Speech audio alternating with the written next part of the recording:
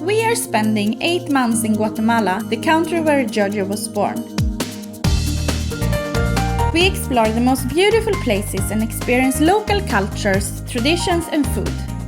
In today's episode of Dreamy Travel Story, we visit Santiago Atitlan, located on the southern shore of Lake Atitlan in Guatemala. We are looking forward to exploring this town, the largest of the lake's communities, which is rich of history and Mayan culture. Here we will visit Concepcion Ramirez, say hi to the alcohol drinking and cigarette smoking saint called Maximon, explore the colorful market, visit the church and the Peace Park, and eat some delicious fried ice cream.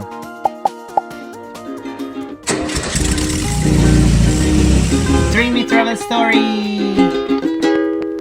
So we are going to Santiago de Atitlan. Can't wait to see it. We are leaving San Pedro in the morning. Both of us are very excited to visit Santiago Atitlan. Marion is curious to explore Santiago for the first time, while I am curious to see if the town has changed since the last time I was here, which was in 2002, 18 years ago. We are passing Volcano San Pedro and, in front of us, we have Volcano Atitlan and Volcano Toliman.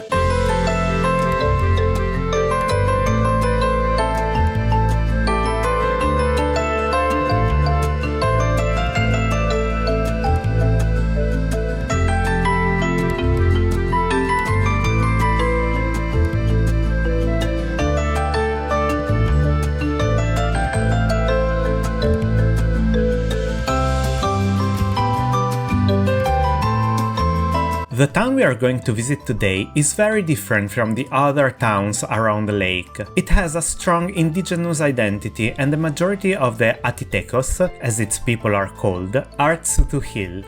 The Mayan Tz'utujil may have migrated from Mexico 900 years before Christ and occupied the present site of Atitlan. Over 95% of the town's population are indigenous Maya here in Santiago. The town's cofradillas, brotherhoods, maintain the syncretic tradition and rituals of Maya Catholicism. This is the 25 centavo coin with the face of Concepcion Ramirez engraved. The lady that is on the coin lives here in Santiago. She's born here and she's called Concepcion Ramirez. Today we will try to find her because it would be really cool to meet the lady on the coin. We ask a tuk-tuk driver to take us to Concepcion Ramirez, also known as Doña Sionita. To find her is a bit of a struggle even for the driver, but he's very kind and even walks with us through the narrow alleys to make sure we find her.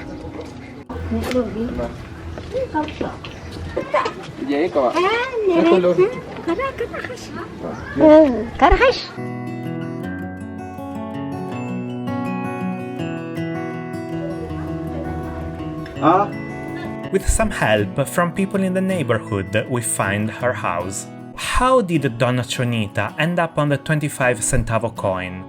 In 1959, at the age of 17, her portrait was chosen to feature on the 25 centavo coin, also known as the choca, as a result of a competition to find the prettiest indigenous woman in Guatemala. Guatemala has a violent political past, and her family was affected by it. Both her father and her husband were killed. In reaction to this, Ramirez has spoken out against the political violence. She is a spokesperson for Tz'utujil culture and passionate about keeping its tradition and language alive. She's a very warm and friendly lady, and we feel very lucky to have the chance to meet her. We have just been to see Concepcion Ramirez. It's a bit complicated to find her because she lives in this maze. As you can see here, it's like a little maze of like narrow alleys. So you really need someone to show you where to go if you don't want just to wander around for hours. The people here around, most of them, they don't speak Spanish, they speak their own Mayan language. So even if you speak Spanish, it's not that easy to find a place. Ask around if you find like a nice tuk-tuk driver, as we found. They can show you the way.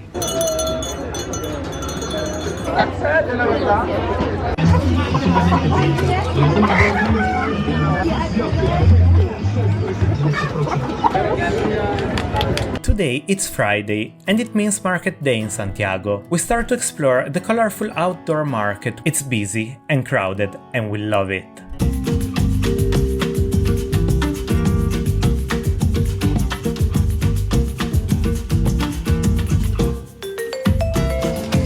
We are always curious to try new fruit, and we have never tried this green fruit before. Unfortunately, we don't remember the name. If you know, let us know in the comments below.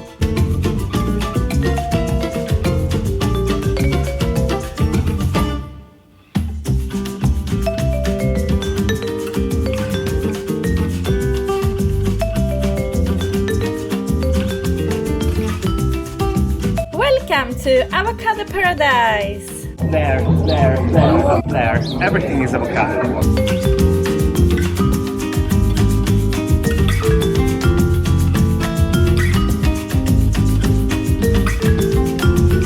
If you're an avocado lover like us, come here! Usually the price for avocado is 3 avocados for 10 quetzales, sometimes 5 quetzales.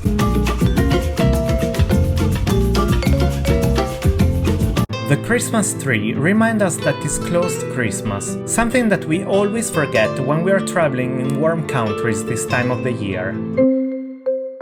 No, Marion is not a smoker and she usually doesn't drink in the middle of the day, but someone else does. Cigarette and quetzalteca? Exactly. So before to tell you what we are going to do right now, remember to subscribe to the channel.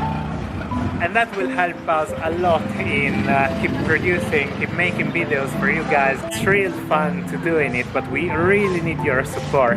There is one really famous guy here in Santiago. We're trying to find someone called Maximon. We don't know if we will find him. Yeah, because they keep moving. Once a year he's moving. So we need to find someone that can help us to find him. And when we find him, we will give him this. This is the gift. We found this tuk-tuk guy that will take us, and we only have to pay 10 quetzales each. The first guy we asked, he said 100 each, and we said that's too much.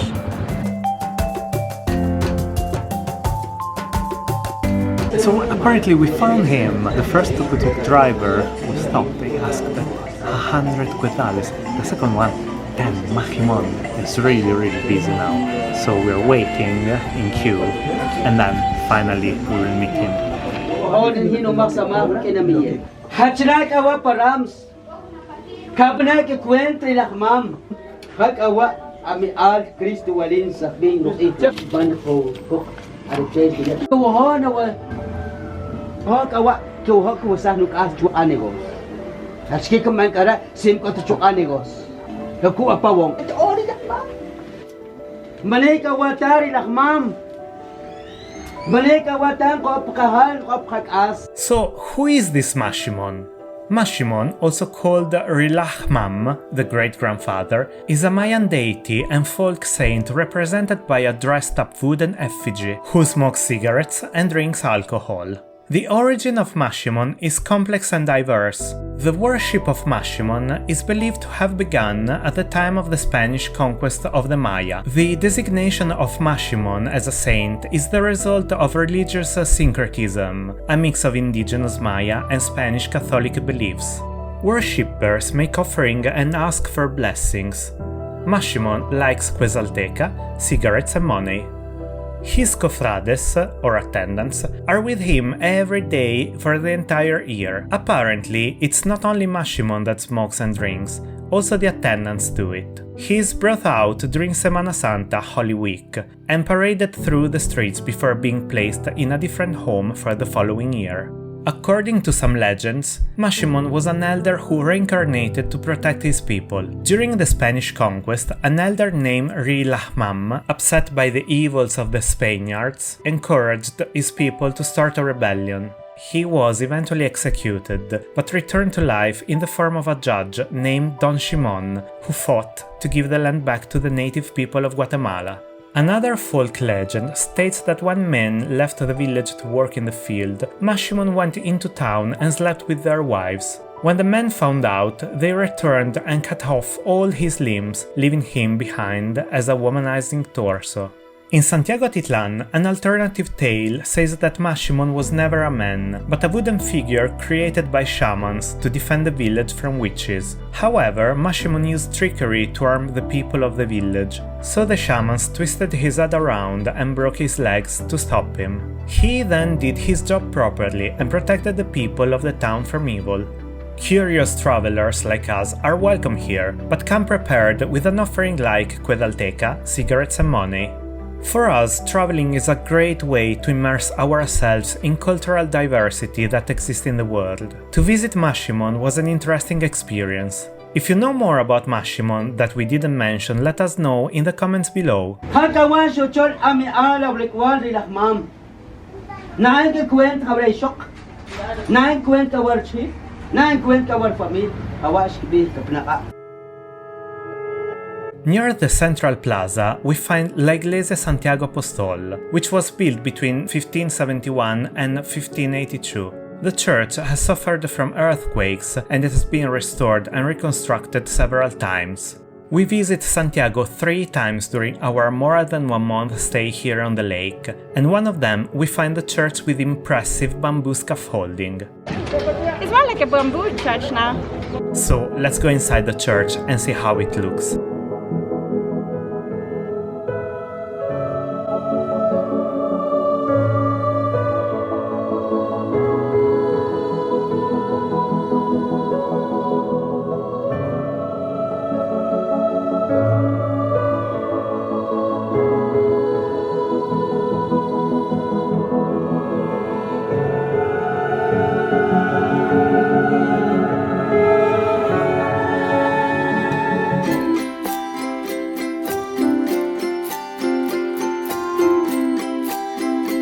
The indoor market is also an experience: fruit, vegetables, meat and fish.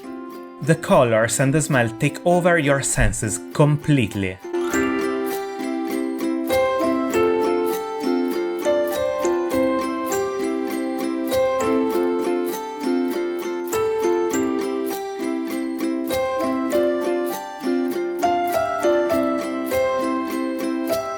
So today is Friday, and on Friday and on Sunday is market day. The indoor market, which is in this huge building where we are right now, and it's incredible. They sell mainly food. Let's say 90% of the stuff you can find here is food. So of course they have vegetables, of course they have fruit, but they have a lot of meat and a lot of fish. It's a kind of a strong, anyway, feeling. The smell is strong here. It's really like crowded, it's really messy, it's really colorful.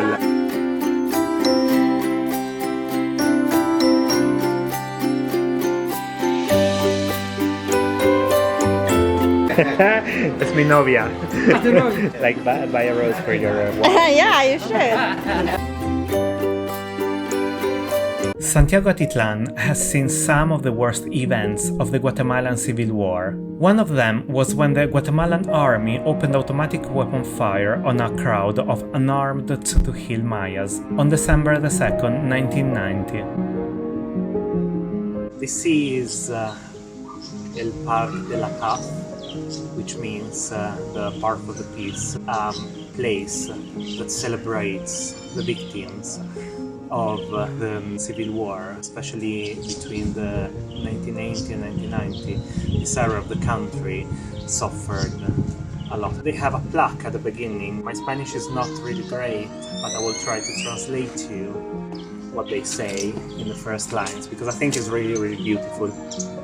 So, the Park of the Peace in Santiago Atitlan, from 1980 to 1990, the population of Santiago Atitlan suffered a big sadness because of the violence, the kidnapping and the assassinations that led to the loss of many innocent people.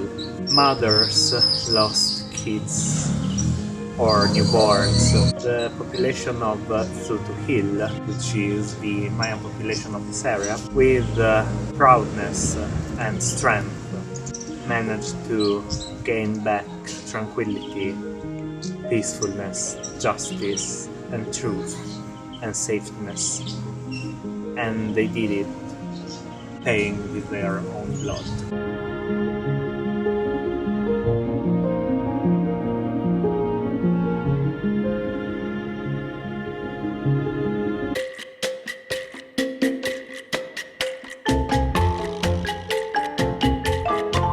Now it's ice cream time! Fried ice cream.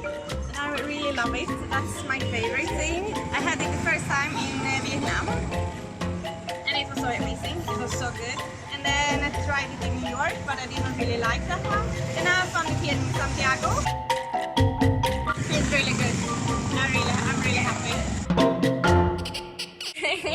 Georgia took me to this really beautiful part of Santiago, and from here you have an amazing view of Santiago Volcano and the lake and all the fishermen and the really beautiful boats. So I really like it. It's amazing.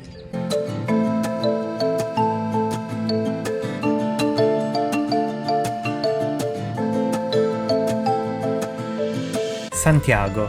I have been here before. Once, the roads were less busy than today.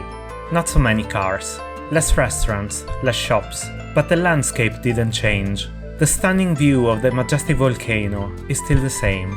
Here, in Santiago, is where I began to see the world differently. Almost 20 years have been passed since the first time I came back and I walked through this beautiful country. My country, the country where I was born. And since then, I promised myself to go back to show all this beauty only to a person that could really understand how amazing this country is. Here we are now, in Santiago, the place that changed my life forever, that changed our lives, our minds, and filled our hearts. We are about to leave Santiago Atitlan. We stop here very close to the pier to have a drink because we walked a lot today. And the last boat from Santiago to San Pedro is at 5-ish. So thank you for watching the video. If you liked it, as usual, give us a thumbs up and subscribe to the channel. And click the little notification button if you want to be always updated on our videos when we upload them, so you won't miss any. And see you very soon in another adventure. Okay. Hi from Santiago. To Santiago! Whee!